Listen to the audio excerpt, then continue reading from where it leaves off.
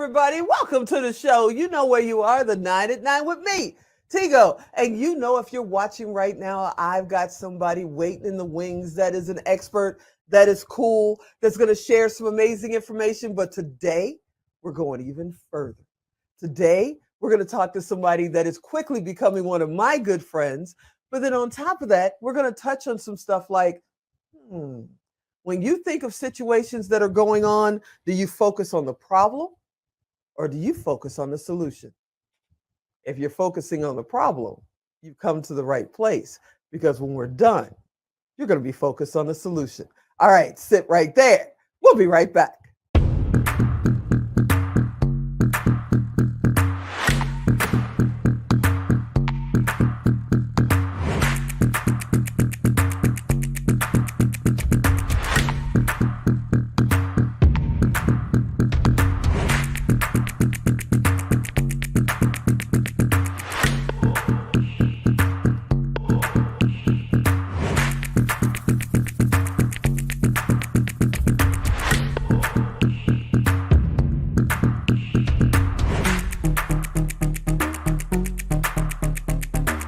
All right, you heard me right. We're going to talk about something that everybody, if you're in business, if you're going to college, if you're working at, McDonald's, and you're worried about the problems every day, and then you wonder why you're not getting ahead, it's because you're not worried about or thinking about the solution.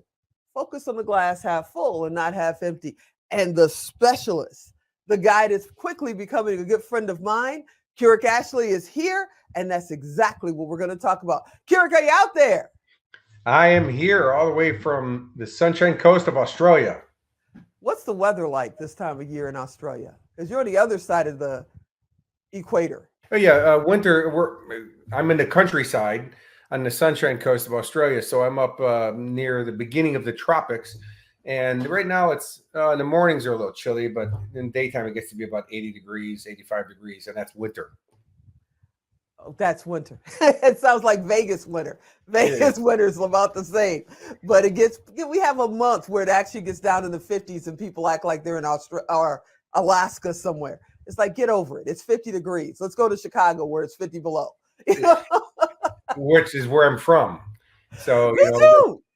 Yeah, so the name Sunshine Coast makes me warm. Okay, so I've got to ask you, you have an amazing history. You were an actor, you were a stuntman, you're one of the most successful success coaches on the planet, and now you're a successful author, all that good stuff. What got you started? What makes you go, one day I want to be an actor? Or did you? And it just happened one day? Well, as I said earlier, Teresa, I was living in Chicago. I was born and raised there, and I was 12 years old, and my dad, he worked in construction. He was old school, grew up in the Great Depression, all those things. And so I said, hey, Dad, I decided what I want to do with my life. I want to be an actor. And I said, do you think I'll make it? And he says, you have no drive, no talent, no determination. You'll be a laborer on one of my construction sites digging ditches. And because of that, he wasn't, by the way, he wasn't being mean. He wasn't being cruel. What he was doing was trying to be a great father and shoot me down from an industry that is riddled with, porn and drugs and people not working and all that stuff. So he was just trying to be a good dad. But I took it at 12 years old. I went down, I lied about my age. I auditioned at Second City and got on stage there with Jim Belushi, George Wendt from Cheers, and spent a number of years at Second City. And then I left for Hollywood when I was 18 years old. Wow. And it took me 3 years to get my first job, but the first movie I did was Two of a Kind with John Travolta and Olivia Newton-John. Wow, and we just lost her, and what a great talent to lose. I mean, everybody's been talking about it now for almost a couple of weeks now. She's been gone, and I saw in the news that like her main music is all in the top of the Billboard charts right now, because we're all going back down memory lane, and that must have been so much fun to work with them. I mean, your first movie? That's how you started out. Well, also, John and I became friends instantly on the show because we used to look. Well, actually, he doesn't wear his toupee anymore, anyways. So he has a shaved head as well. But we looked very similar in those days, and just we all became friends, and I got to hang out with them, in their dressing room and making salads together. It was just the best time ever. So once you got into this business, was it like, okay, you got your first gig and then it's like, okay, here comes another, or did you have like gaps in there where you had to figure out, okay, how am I going to eat today? There's gaps. There's definitely gaps.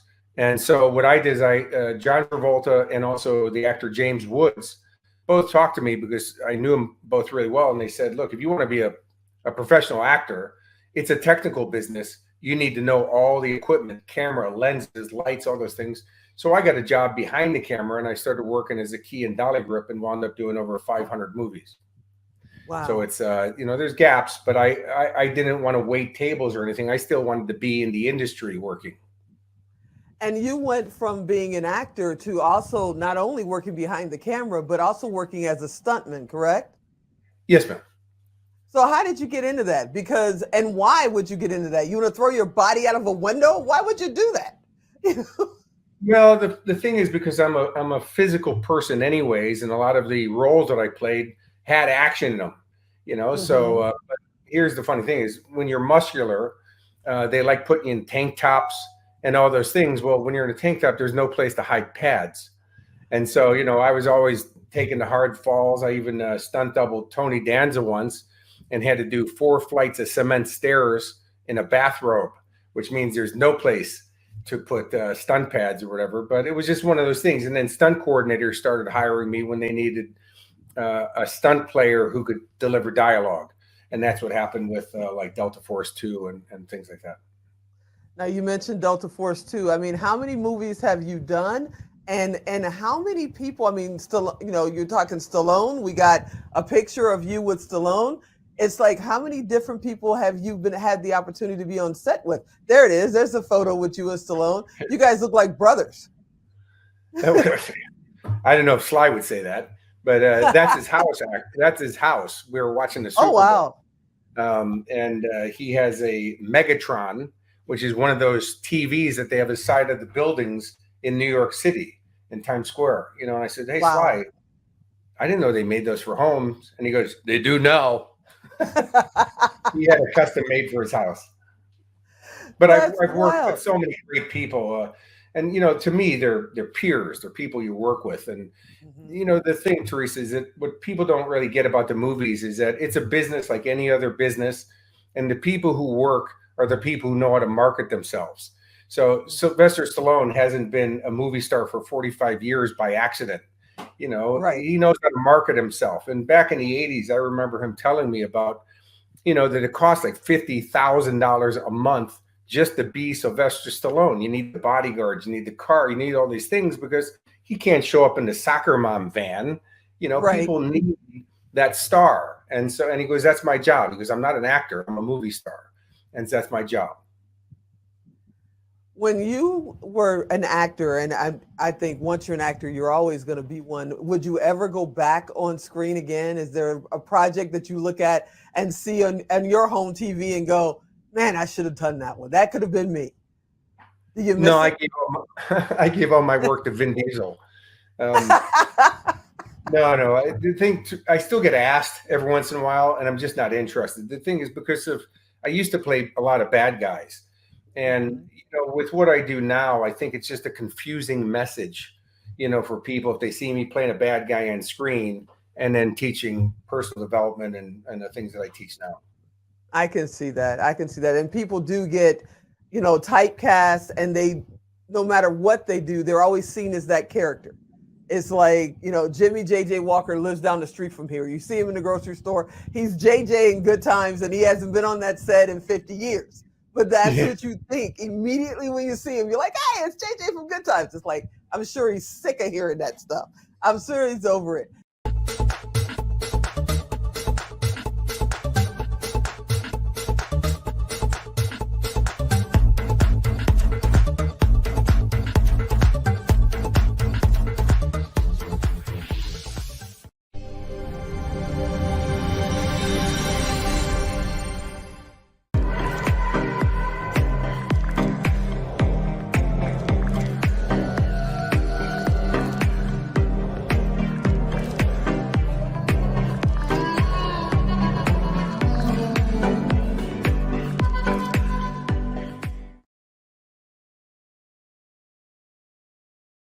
Now you were in a movie, where you actually had a life-changing occurrence that happened and sent you on a whole nother path. Can you share that story with me? Yes, it was 1989. I had just finished the movie Lockup with Sylvester Stallone, which Hmm. here I'm getting to work with the legend, the icon. And my next movie was Delta Force 2 with Chuck Norris. So the funny part is in Lockup, I have a mohawk and I have two different color eyes, a mustache and a goatee, because I'm playing a bad guy, obviously. And so when I get to the Philippines, I've had my hair cut down to a military, what's called a high and tight. So it's pretty much shaved on the sides and really short on top. Shaved my mustache. Friends of mine were on the set. The Key Grip, Mike Graham, and Don Marshall, the lighting director, and Jeff Brewer, one of the stunt guys. So people didn't even recognize me. They didn't even know me. I mean, they're good friends of mine. They didn't even know who I was. And it was a Friday. We're about to go party in Manila, have a great time. We have one last shot to film. It's just a small insert shot where you only have to go up 15 feet with the helicopter, shoot 2 lines of dialogue, come back down. Now, I've been in a helicopter all day. I probably did 15, 18 flights that day and some really hairy stunts. This was easy. And so we have 8 guys in the chopper. We're sitting on top of this palatial mansion that the Marcos family built as a summer home. And it's right on the edge of an extinct volcano, which has a resort in the center of the volcano. It's really amazing. Wow. It's called Tagaytay City. And the place that we were at is called the Palace in the Sky. And the chopper goes up about 2 feet and hovers. The cameraman shifts the camera looking for a shot. I asked him, I said, "Hey, Gotti, am I in?" He goes, "Nope, you're out of frame." So I step out. The other door gunner steps out. Chopper goes up, drifts out over the edge of the mountain, has a mechanical malfunction. The engine shuts off and drops about 1,500 feet. Nose dives down. I'm running for the road. Chopper's going down. Chopper's going down. And I heard the impact. As I got to the chopper, I was the first one to get to it. It was smoking. It was on its side. All the blades sheared off. And over the course of the next few hours, my best friend Mike was in my arms on fire. Wow. Died on the way to the hospital. I lost 5 of my friends that day. Jeff Brewer, awesome guy. His son had just turned 2 years old, 2 days before the crash. I was also with him in the hospital room by myself all night long when he finally passed away, just before his family literally walked in the door coming in from the States. So, for the next 2.5 years, I had a .357 Smith & Wesson pistol in my mouth every night, counting myself down, drugs up my nose, cigarettes, booze. I wasn't partying. I was just trying to kill myself. Luckily, I'm not a success at everything in life. But one day I woke up and realized that your life is not your own. There's people who love you and care about you and look up to you, and you're going to take them down with you. So I realized this is not my legacy. And so I unscrewed a broom out of a broom pole out of a broom and went in my backyard in Los Angeles in Studio City and cut a line in the sand like a samurai warrior. And I said, once I step over this line, I'm done. I'm done. And that I stepped over the line. I gave up cocaine. I gave up cigarettes. I gave up alcohol abuse. I gave all my guns away. Not to just people wandering down the street. I gave them away to gun I hope collectors. not. Yeah. Hey, who wants a shotgun? But it's it's used to be the worst, most traumatic time of my life, and now it's one of the most empowering because of changing my perception about it. And what really changed it was asking that magic question: what's great about this? And I know it's a really strange question, but when you ask it and you expect an answer, well, the answers I got was, Mike died in my arms, not in a stranger's arms, and that all the care for the guys was given to them. And I forgot that I lived. That's a pretty good one. And, once I got through the drama, I remembered that I also saved 2 people's lives that day. But you forget about that when you get caught up in your drama. So as I listen to you share the story, and thank you so much for sharing that, because it feels like it happened yesterday, just listening to you share it, and I know you carry that with you. I'm sure there's somebody out there that's fighting through their moment right now that has just not gotten to the point where they're ready to put that line in the sand and say, okay, I'm over this. It's time for me to step up or step out. What would you say to that person that at that time, if you could talk to yourself, What would you say to that person that's going, yeah, I don't know if I can do tomorrow? Well, I would say is that there's people that you can help in this planet, and there's people who you can give advice and strategy to and stuff. But those people are slipping through the cracks when we're caught up in our own drama. Drama, people's stories, they create what's I call drama glue. They keep you Mhm. stuck in the story, and then they keep the rest of us stuck listening to it. So instead is, only tell empowering stories. Start changing your perception about, by asking what's great about this, or how can I look at this in an empowering way. And just by changing your perception, you're going to change the way you feel about it. Because in life, there is no real truth. There's only interpretation. I mean, is that good or bad? I mean, the funny thing is you can hand people a free bar of gold and they'll complain about having to carry it to the bank because it weighs too much and probably get taxed on and the rest of the things. Yes, they You know, would. That's amazing. It's like some people, I started the conversation, I started this interview with some people look at the problem, or find the problem when there isn't one instead of just enjoying the moment and looking at solutions and moving forward. That's a big part of your life. How do you teach that to someone? How do you get somebody to get past pretty much themselves? A lot of times what's stopping you is you. well, there's two magic questions, Teresa, that I ask everybody who needs help. And by the way, I've coached hundreds and hundreds of people. I've been in front of over 1 million people on stage. I've had workshops and the rest of the things that I do. The first question is do you want to change? Yes or no? Not yes, but here's my story. Yes or no? Because in order for things to change, I must change. The world's not going to come and find me and all of a sudden Yes, sir. match up to my energy and give you all the rewards. Is that you have to change yourself. You have to evolve yourself. Charles Darwin said it's not the strongest of the species that will survive, nor the most intelligent. It's the ones who are most able to adapt, which means evolve. So, do you want Yes, to sir. change? Yes or no? If they say Mhm. yes, then the next question is do you want help with that? See, because just because they said yes to I want to change doesn't mean they're asking you for help.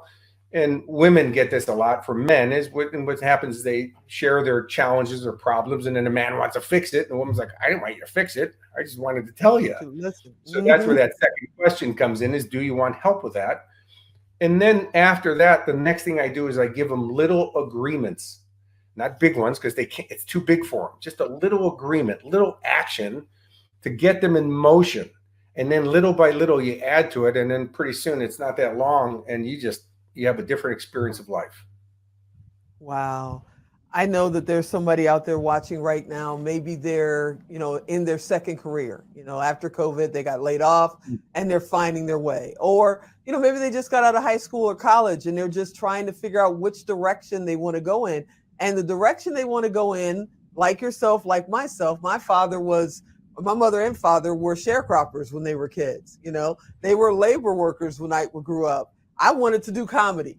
My father told me, "Yeah, you want to do stand up? Stand your butt up and go get a job. That's your stand up." That's what he told me. So if there's somebody out there like us that wants to be different, that wants to be out there, but they feel like their inner circle just don't support them, just don't have their back, what would you tell them? Well, that it's a good story. Again, is when we start saying that stuff to ourselves. The fact is that when you first start working on yourself, you just change the frequency of your energy, and people still want to be around you. But honestly, people don't really want to hang out with people who are in drama. They don't want to hang out with people who their whole life is always about a problem. Oh For yeah. me, when people come and they share their challenges with me, again, I go right into, do you want to change that? And they go, no, I just want to tell you. And I go, well, I don't want to listen to it.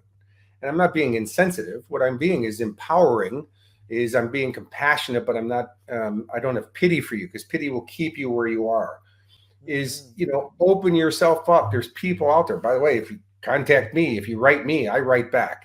I've been That's awesome. homeless. I've lived in my car. I've had every challenge you can think of. I think God puts me through this stuff just so I have better seminar stories. But it's one of those things. Is there's always places to reach out but you're going to have to reach out with the attitude is that, yes, I want to make this better. I just don't want to cast all my drama on people. I love it. I love it. And like I said, we started this with you're an actor. You have been a stuntman. You're a very successful author and coach. This is your latest project. Yes? No, Can you that's tell us? I'm writing a new one right now. Actually, that's been out for 11 years. It's been a bestseller 11 years. It went bestseller in 4 hours. My dad, he cried when I got a publisher and an agent. And when I called him up, I said, Dad, Pauline, your wife, said that you cried when I got a publisher and agent. He goes, yeah. He goes, I didn't think you could read, let alone write. And again, my dad was justified in saying that because I barely graduated high school. To me, it was more of a social event.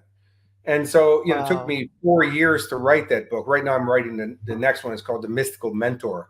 I'm in the middle of writing that one right now. That's amazing. So what made you decide to write this book? I know we're going to have to let you out of here in a second, but I got to ask, what made you decide to write this book? And then what brought up the next one?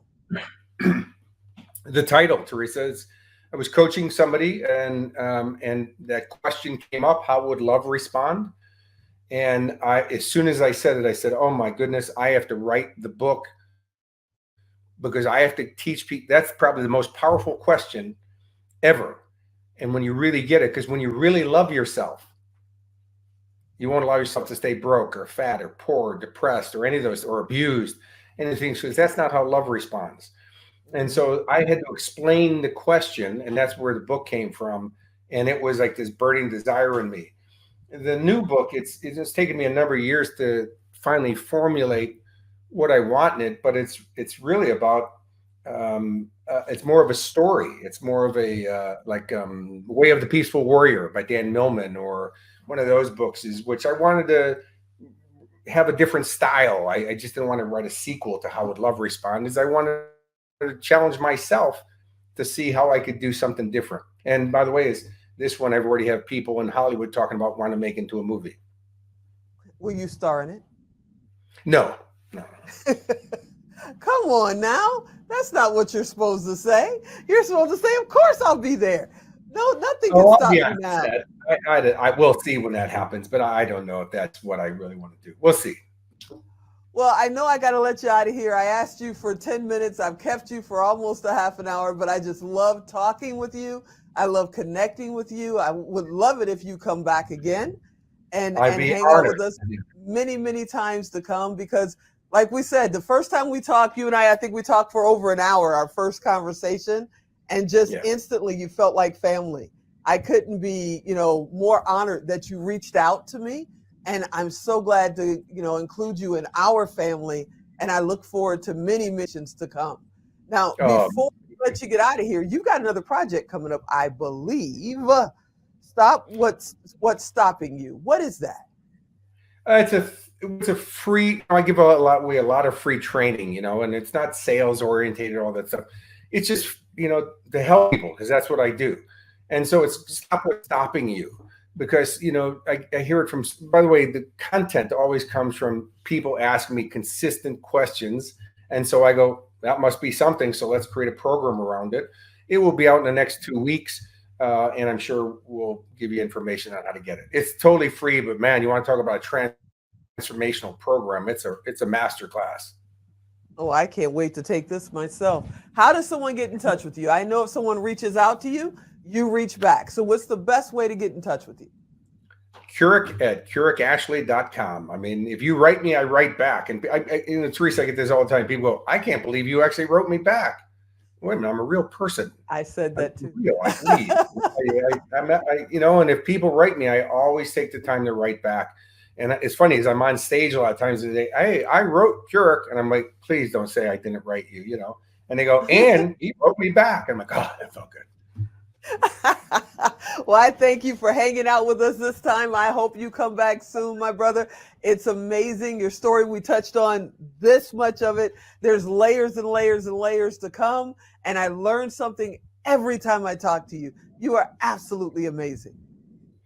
You're the best. It's like I've known you my whole life somehow, so I can't wait to see you in person. I'll come to Vegas just to see you. And I'll come to Australia just to hang out with you. That's it. We're planning a family trip. Okay. Deal. I'll, Yeah. I'll talk to you soon, brother. This was amazing. You too. Bye, Teresa.